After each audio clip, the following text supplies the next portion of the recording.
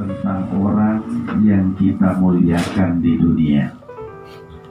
Kita di dunia ini punya jimat ampuh, punya pusaka mumpuni, punya dua alat kesaktian yang harus kita pegang, yang harus kita jadikan pusaka kapan dan di mana saja.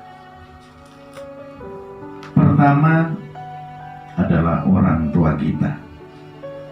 Yang kedua, guru kita. Pusaka yang pertama adalah orang tua. Orang tua kita, bapak dan ibu kita, adalah awal keberadaan kita di dunia. Mungkin kalau tanpa ada bapak, bukan hanya sekedar mungkin, pasti kalau tidak ada bapak dan ibu kita, kita tidak akan terlahir di dunia. Walaupun hakikatnya adalah kita makhluk ciptaan Allah, secara syariat adalah kita terlahir dari ibu kita. Ibu kita melahirkan kita karena juga punya bapak, punya suami. Artinya dalam kehidupan ini, bapak kita, ibu kita, inilah yang saya katakan pusaka. Sehebat-hebat anak, sesakti-sakti anak, mungkin anak ini kaya raya, luar biasa banyak harta, banyak duit, tapi dia tidak terlepas dari peranan orang tua. Makanya Al-Quran mengatakan wabil walidaini ihsana. Terhadap kedua orang tua kita harus berbuat ihsan. Ihsan tidak hanya sekedar khair. Khair itu kan baik. Ihsan ini melebihi dari itu, lahir batin kita harus berbakti kepada orang tua. Sampai-sampai pada suatu hari Nabi Musa ini mohon kepada Allah agar dipertemukan dengan orang yang nanti menjadi tetangganya di surga. Nabi Musa mohon kepada Allah. Oleh Allah disuruh, diperintah Nabi Musa untuk mencari satu alamat. Coba cari ke alamat A, nanti temukan orang di sana. Nabi Musa kaget. Begitu sesuai dengan perintah, tahu-tahu dia menemukan ada seorang anak lagi menggendong babi yang merah. Nabi Musa kaget. Apakah kira-kira saya tidak salah? Dia kembali matur kepada Allah. Tetap Allah pada prinsipnya, itulah tetanggamu nanti di surga. Begitu dilihat dia digendong, yang nama celeng itu digendong, setelah itu dimandikan, digendong kembali.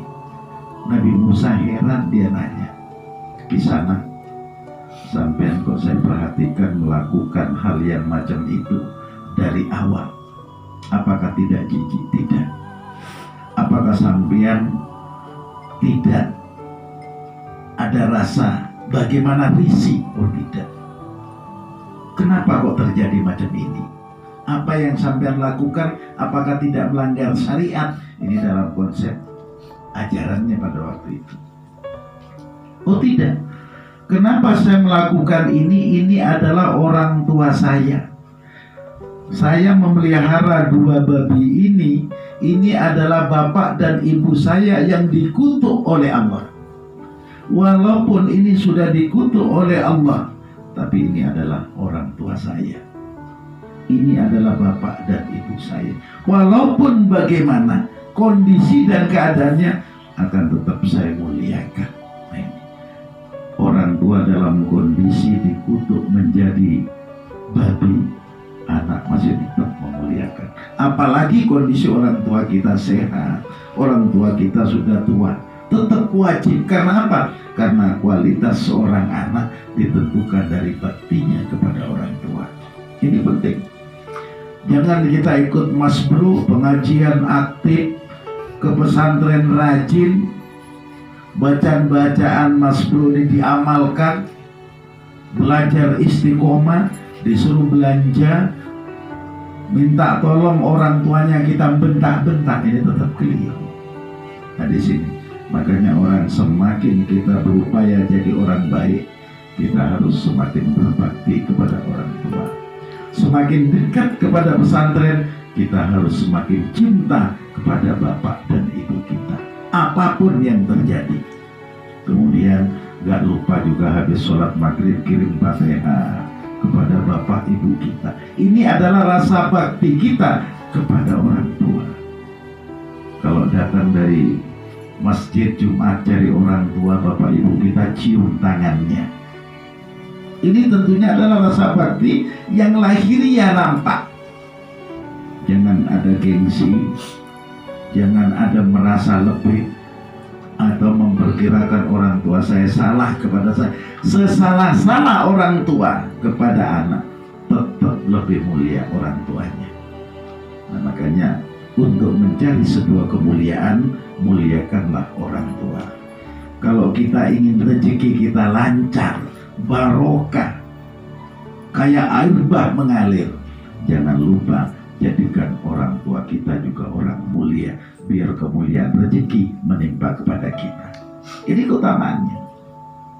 Jangan cuma salaman saat hari raya aja, salaman, nangis, peluk-pelukan, habis itu tertawa ria, habis itu agak keras, jangan. Nah di sini pentingnya kita berbakti kepada orang tua yang merupakan, saya katakan tadi, adalah jimat pertama dan utama kita di dunia.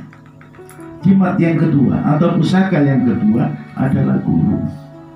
Bagaimana kita akan ngerti, akan paham, akan tahu cara berbakti kepada orang tua kalau kita tidak punya guru. Dengan berkat bimbingan seorang guru, kita tahu bahasa berbakti kepada bapak dan ibu.